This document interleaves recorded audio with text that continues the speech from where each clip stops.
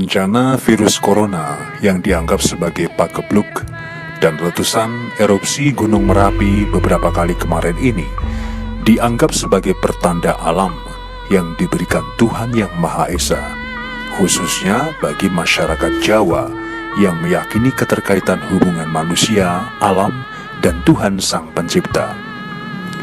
Apalagi yang cukup menghebohkan, bahwa gumpalan asap Gunung Merapi secara dramatis, alami, membentuk rupa yang sangat mirip dengan Semar, tokoh pewayangan dan yang diyakini sebagai pengejawantahan dewa pamomong tanah Jawa. Sontak para ahli kebatinan dan spiritual Jawa mengingatkan masyarakat atas kisah Sabdo Palon Noyo Kinggong menagih janji-janji saat dialog akhir dengan Raja Majapahit Prabu Brawijaya V yang merasuk agama Islam di bawah bimbingan Waliullah Kanjeng Sunan Kalijogo. Sabdo Palon yang diidentikan sebagai Semar itu berjanji akan mengembalikan rakyat tanah Jawa untuk memeluk agama Budi setelah 500 tahun keruntuhan Majapahit oleh Kerajaan Islam Demak Bintoro yang didirikan oleh Wali Songo. Sabdo Palon dan Noyo Kinggong yang digambarkan gusar kecewa itu bersumpah bahwa tanda-tanda alam saat mereka kembali adalah banyaknya wabah bencana serta letusan Gunung Merapi.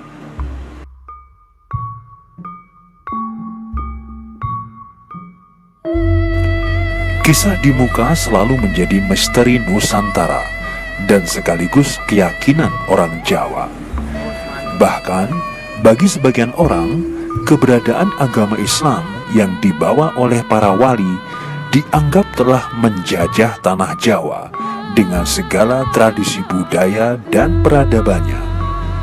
Saat wabah penyakit dan letusan Gunung Merapi kali ini pun diyakini sebagai momentum kebangkitan spiritualitas Jawa, dikenal dengan istilah Sabdo Palon Noyo Kinggong nagih janji.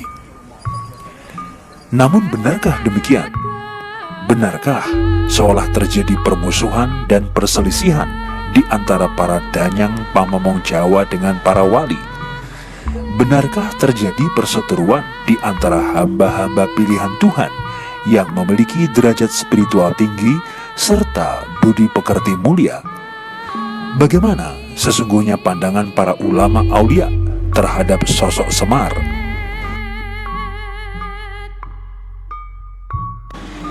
Tentang hal itu, setidaknya Al-Arif Billah Gusmi, Kiai Hamim Jazuli, seorang yang dikenal sebagai wali masyhur abad modern dari Kediri, mengidolakan tokoh Semar dalam pewayangan.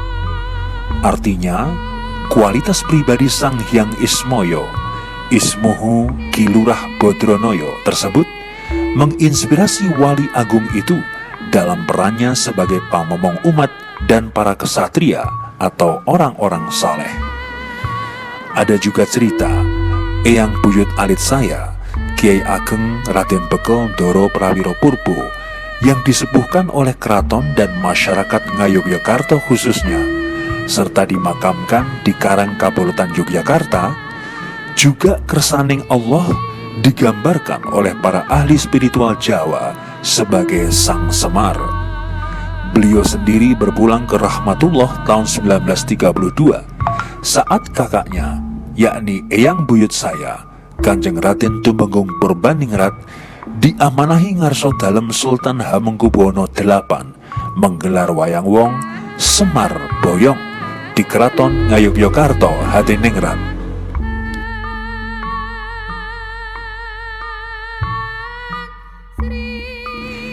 Kemudian juga menilik jagat pewayangan. Tokoh Semar bersama putro-putro kinasih Garing Petruk Bagong diangkat oleh Kanjeng Sunan Kalijogo, seorang wali besar dan fenomenal dari jajaran Wali Songo yang hingga saat ini setia diikuti teladan dan ajarannya oleh para Trah Mataram khususnya. Nah, sedikit saja mempertimbangkan hal itu di muka, Sejatinya saat Sabdo Palon Noyo Genggong yang sering diidentikan sebagai wujud Semar digambarkan kecewa dengan Prabu Brawijaya V yang memeluk Islam mengikuti Kanjeng Sunan Kalijaga, sikap mereka bukanlah tak berkenan dengan ajaran suci Rasulullah Muhammad SAW.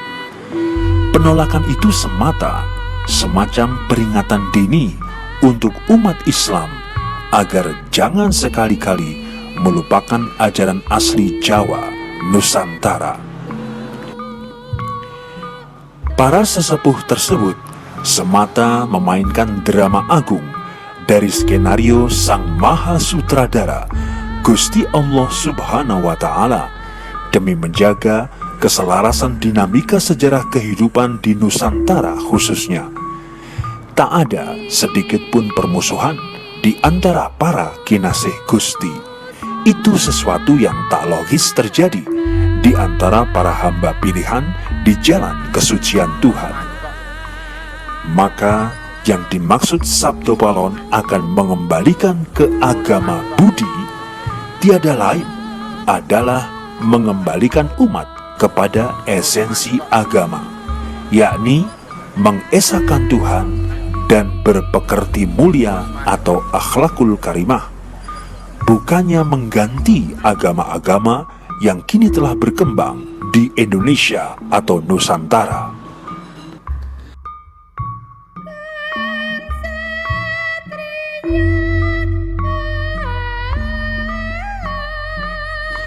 Lalu mengapa pula peran mediator suci agung itu diamanahkan kepada Kanjeng Sunan Kalijogo, bukan para wali yang lain?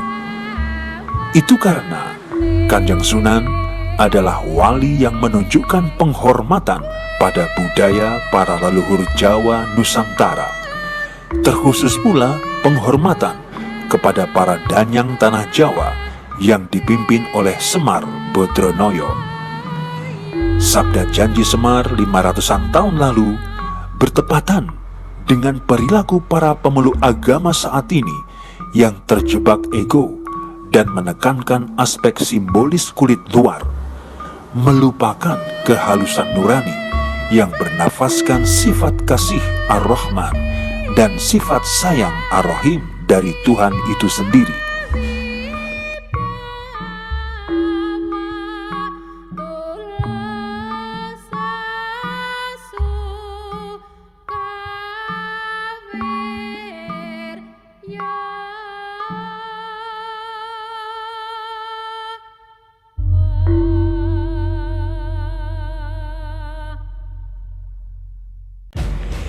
Lagi-lagi, solusi keselarasan harmonis semesta Nusantara ini dirumuskan oleh dawuh Kanjeng Sunan Kalijogo, yakni agar Arab digarap, Jawa digowo, Cina diroso.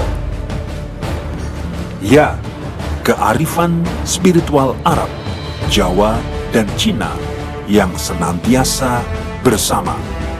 Tiga unsur manifestasi spiritual inilah yang akan menyempurnakan perjalanan jiwa bangsa Nusantara. Tiga unsur peradaban yang mewarnai bumi pertiwi selama ini, bahkan dunia. Telu-telu neng atunggal yang tak boleh lepas demi visi misi Hangemayu Hayuning Bawono atau Rahmatan lil Alamin. Maka dengan mengucap syukur Alhamdulillah, perlu kita sambut dengan sukacita kehadiran Sang Semar, tanda zaman keemasan kembali Nusantara di dunia sebagai mercusuar. Allahu Akbar.